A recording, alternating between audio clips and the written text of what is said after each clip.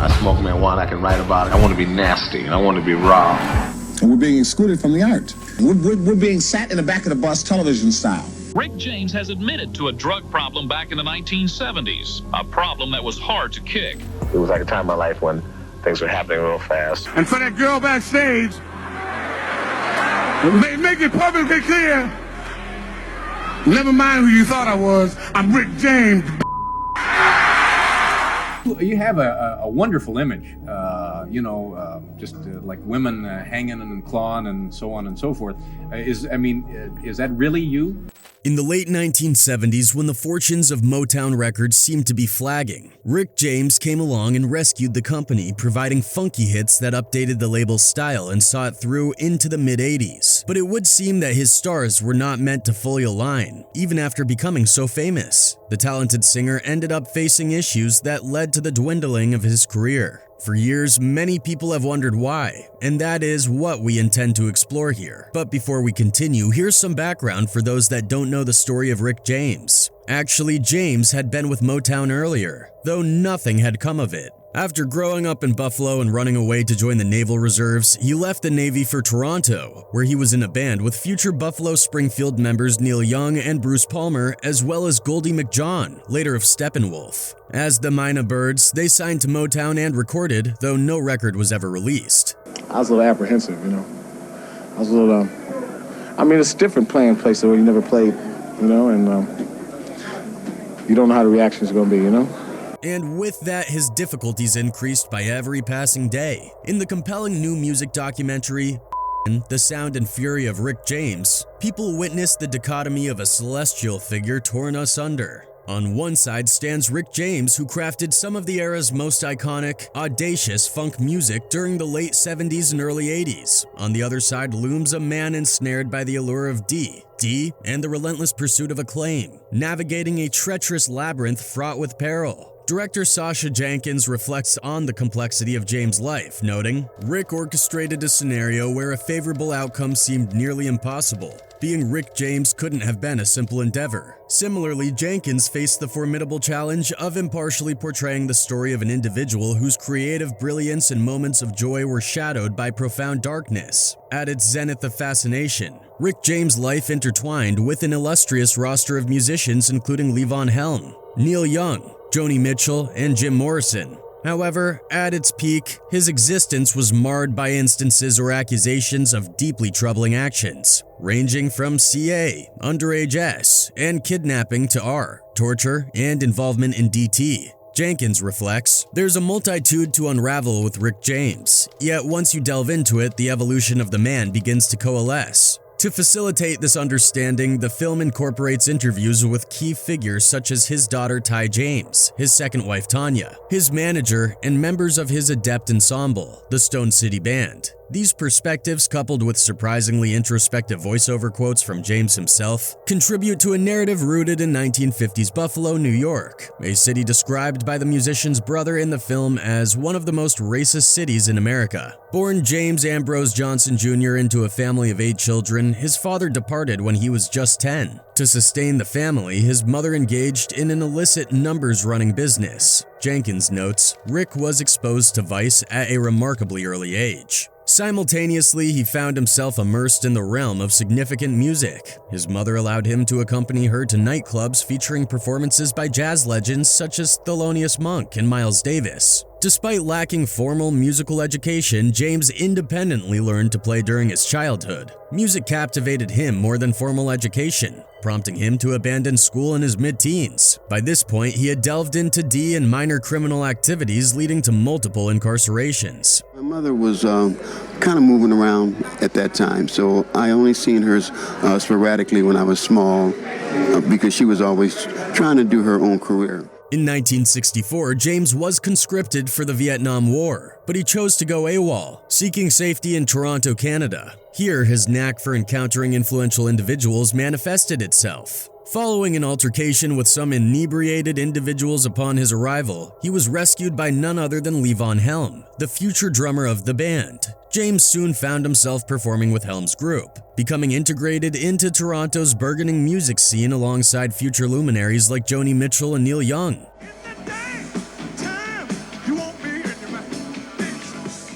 To evade detection by the US military, he adopted the name James, and together with Neil Young formed a band named the Mina Birds. The ensemble, which included future Buffalo Springfield member Bruce Palmer and later Steppenwolf's Nick St. Nicholas, defied musical categorization, blending rock, folk, and soul. Despite their unconventional sound, the Mina Birds secured a deal with Motown, featuring songs co-written by James and Young. Who wrote that song?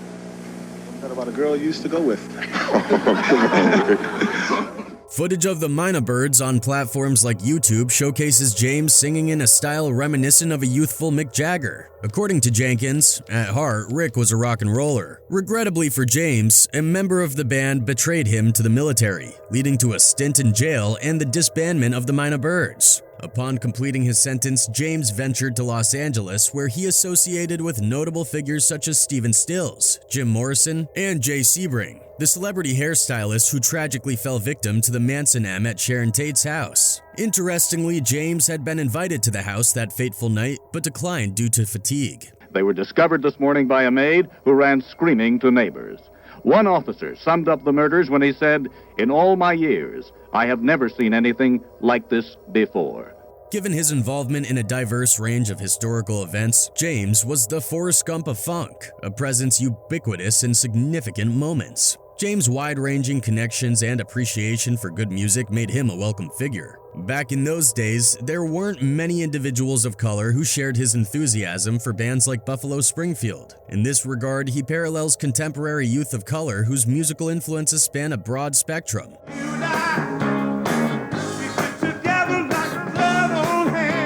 Despite James leading several promising bands, none garnered enough interest from major labels, leading him to resort to drug running for survival. It wasn't until he reached the age of 30, after over a decade of unsuccessful attempts, that he discovered his distinctive sound. James, along with local musicians he named the Stone City Band, developed this sound in Buffalo, drawing inspiration from the funky rhythms of George Clinton. According to Jenkins, Rick took the music in his own direction, mixing disco with funk. James' initial 3 albums, commencing with 1978's Come Get It, showcased a tightly focused sound centered on highly danceable party anthems. The lyrics preached a creed of unbridled hedonism, even featuring a love song dedicated to marijuana titled Mary Jane, solidifying James as a stoner icon. While his music contained elements of progressive jazz, its musicality might have been lost on some listeners. Nevertheless, it resonated primarily with black audiences, turning his albums into gold hits.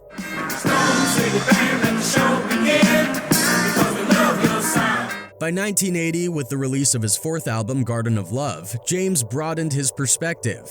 The album included love songs and a track titled Big Time, which conveyed his apprehensions about the excesses of stardom that ultimately befell him. Simultaneously, he harbored a desire for that level of fame. His breakthrough came in 1981 with the mega hit Super Freak, a dance cut infused with new wave elements designed to appeal to white audiences. Ironically, the album containing this hit, Street Songs, featured James's most socially aware songs, delving into the ghetto life of his youth. This success demonstrated that he was more than just a purveyor of party music. Furthermore, it empowered him to serve as a producer for other acts, creating hits for artists like the Mary Jane Girls, Tina Marie, and the Temptations. In the film, James humorously explained his ability to write well for female artists, stating, quote, "I've been such an AH to them, I can reverse and write them from their point of view." When Ty James first encountered her father, he was living a life of opulence in every conceivable sense. Her mother had taken away both Ty and her brother Rick Jr. during their childhood, severing all ties due to their father's uncontrollable behavior.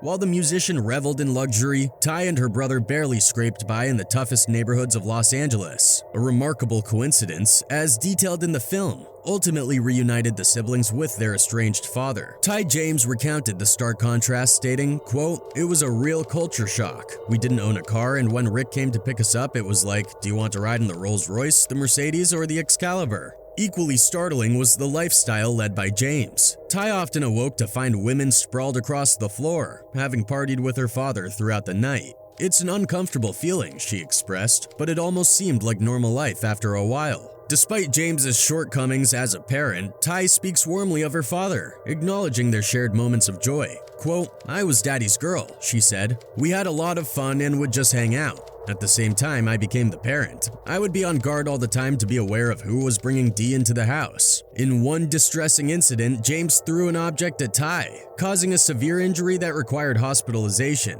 Yet she forgave him, recognizing even as a teenager that it's virtually impossible to stop an addict. It's a physical addiction. In addition to his struggles with Dee, Rick James battled another addiction, S. A continuous stream of women frequented his residence for decades. Despite this, he entered into a second marriage with Tanya, who at the time was the same age as his daughter, a mere 17 years old while James was 39. This, coupled with his treatment of women in general, might lead many today to label James as a misogynist. Jenkins, however, chooses to contextualize him as a man of his time, arguing that the rock and roll scene of that era was inherently misogynistic. He poses the question, how do you have judgment on a man who was reflective of his time?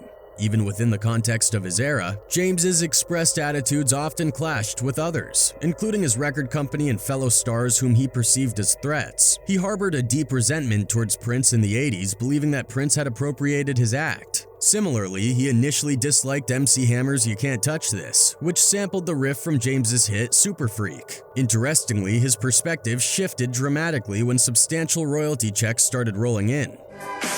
Can't touch this. As James's own album sales declined in the late 80s, he attributed the slump to the record company rather than acknowledging any diminishing creativity on his part, influenced by his Dee use. A confrontation with a Motown executive during which he issued threats led the label to redirect its promotional efforts toward Lionel Richie instead of James. His lowest point came in the early 90s when he was convicted of various crimes related to the kidnapping and torture of women, resulting in a 3-year sentence at Folsom Prison. The tragic cycle of addiction persisted within Rick James's family, affecting his son Rick Jr., who also grappled with substance dependency. Rick Jr. does not feature in the film, as he is currently serving a 17-year sentence for what Ty describes as a variety of misdemeanor charges. Despite the challenging nature of her father's story, Ty is committed to presenting an unvarnished account of his life. She has no intention of sugarcoating the more troublesome aspects. Ty is actively planning 2 projects based on the full arc of her father's life, a biopic and a theatrical musical. Through these endeavors, she aims to offer a comprehensive portrayal of Rick James, encouraging viewers to perceive him in a fully rounded way. Ty emphasizes that nobody is perfect, acknowledging that her father will have to answer for his actions. She asserts, "But my father was a genius, and if you can't acknowledge his contribution to music and to culture in general, then shame on you." Rick James's legacy is indeed multifaceted, encompassing a successful and influential career marked by Grammy Award-winning achievements and iconic status. He went to prison for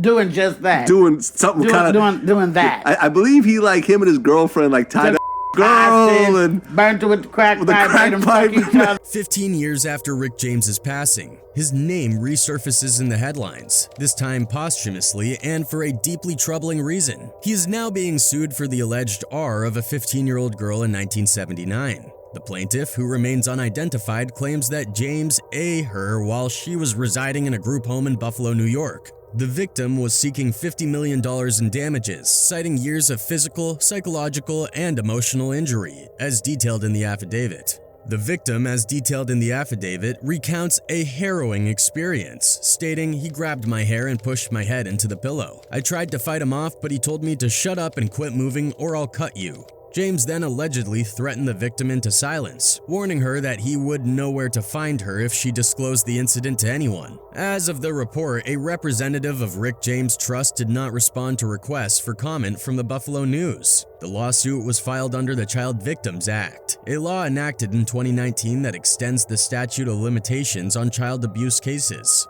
Because he allegedly raped her in 1979. 41 years ago.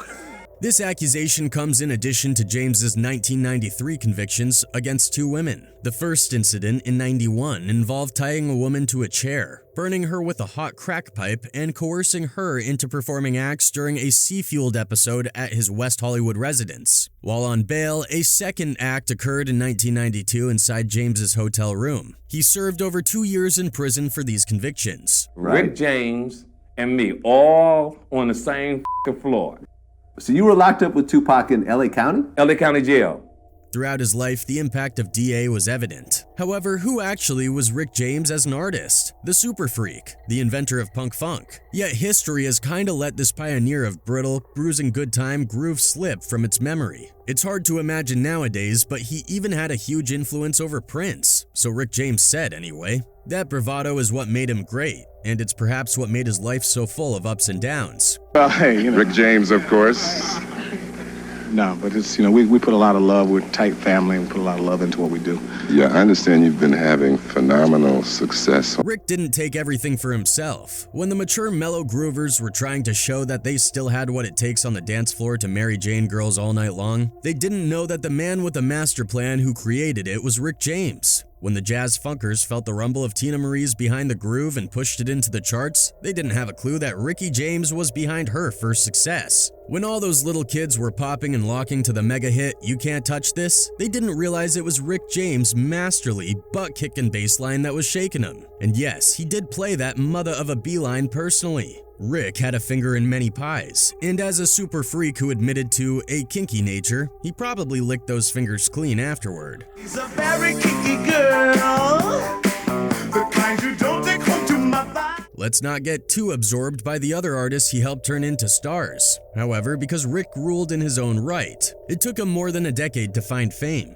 He'd been in bands in his teens, playing guitar and bass, and drummed in jazz groups first in Buffalo, then in New York City. His first notable outfit was the Mynah Birds, formed when he moved to Toronto, Canada in 1965. They mixed musical styles, as we said, offering bits of rock, soul, and even some hippy-dippy folk. Neil Young was a member for a while, and the group recorded a single for Columbia and sessions for Motown that didn't see the light of day until much later.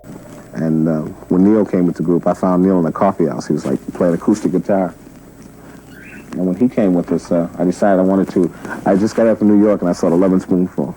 Motown remained interested in James, but balked at signing him as an artist while he was being chased by the law. And he wrote songs for their artist Bobby Taylor, David Ruffin, and the Spinners. A meetup with Stevie Wonder did not produce musical results, but Wonder did bestow on the former Ricky James Matthews the shorter title Ricky James. In 1974, now simply Rick James, he released the funky rock single My Mama for A&M, but had to wait 4 years for fame to hit with a return to Motown. Mama told me to try.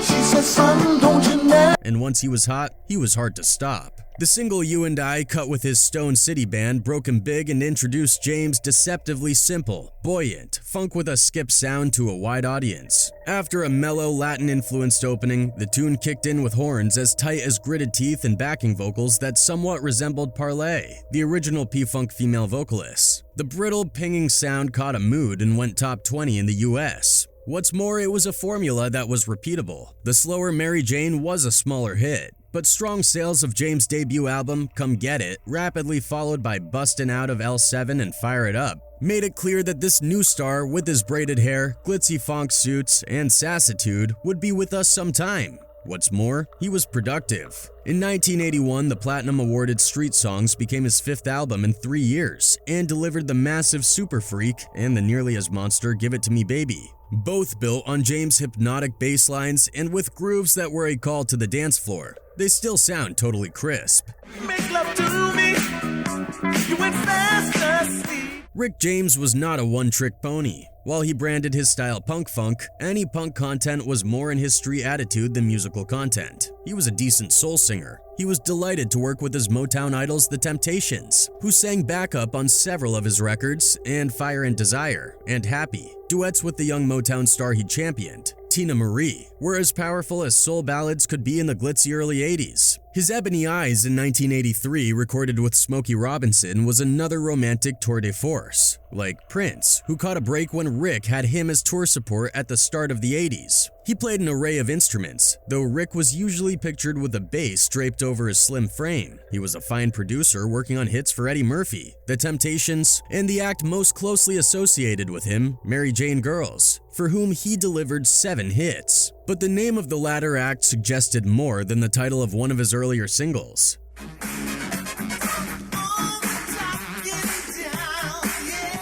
But D was a weakness for Rick James. He started using during his teens, took H, and when crack arrived, he found it moreish. He estimated he spent $7,000 a week on C for 5 years. In 1984, he was taken to a hospital when he was discovered out cold on a friend's floor. When James died of heart failure on August 6, 2004, he was found with 9 different D in his system. Not his best idea. He was a diabetic, had a pacemaker, and had previously survived a minor stroke and a heart attack. But James never said die until he actually did. 4 months before he passed, he'd mocked his own D taking on the TV comedy Chappelle's Show, and was working on an album. He may no longer be around to explain or even laugh off his insane lifestyle, but Rick James' music speaks for itself. How do you feel now that you've, sort of immortalized Rick James just before he died?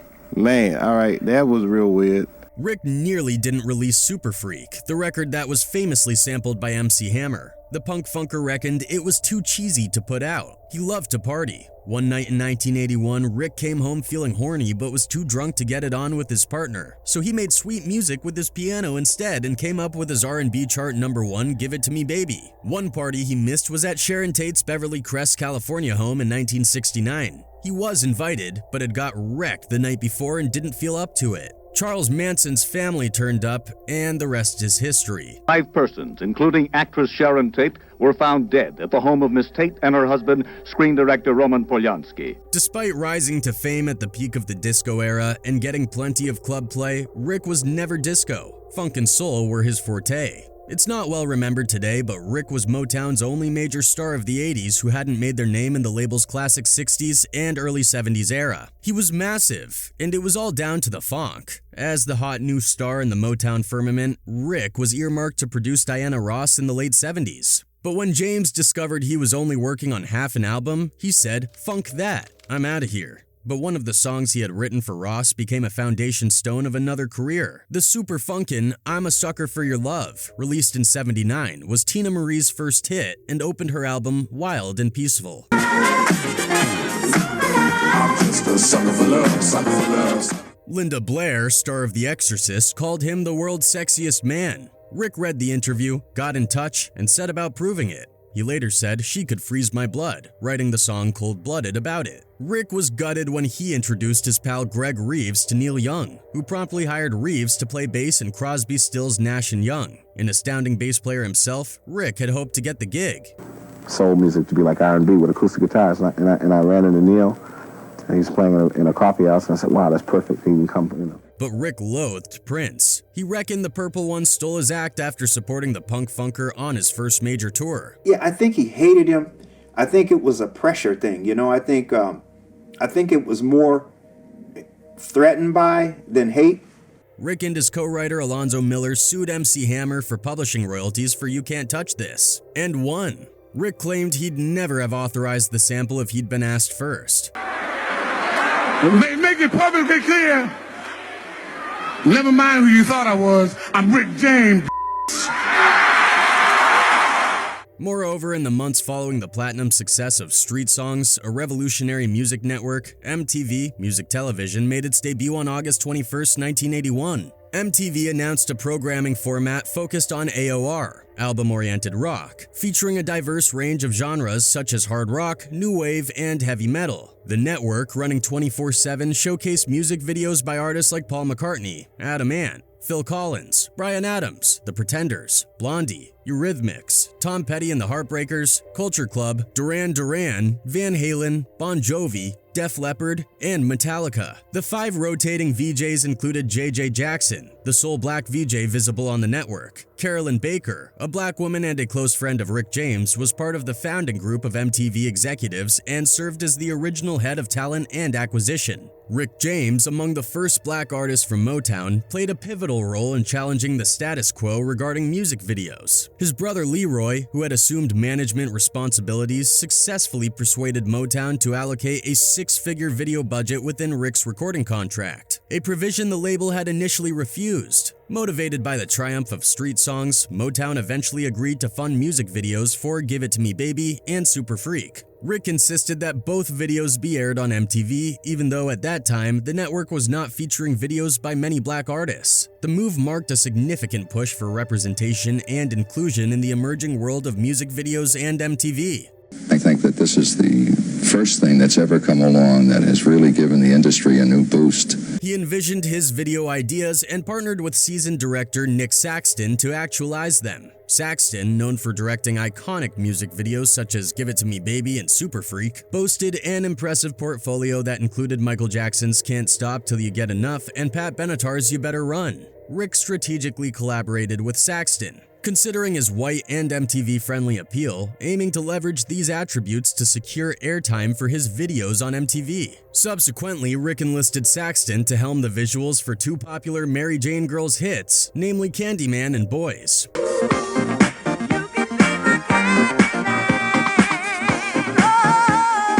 After giving so much to the black artists and this industry overall, his health started to deteriorate. R&B and funk trailblazer Rick James reportedly passed away in his Los Angeles residence. One of his fans wrote, quote, "I don't care what anyone says. He was a musical genius. He could play so many instruments, was an amazing producer, and was a great singer. It just sucks that his persona overshadows his immense talent." Another one added, "I don't care what nobody says about Rick James. He's still one of the greatest artists ever and still the king of punk funk. Rick James is a legend." James was said to have succumbed to natural causes, as per news accounts. No doubt his life was marked by a tumultuous journey involving a stint in prison for a prolonged battle with a crack C addiction, and a recent struggle with health issues, including a stroke during a tour.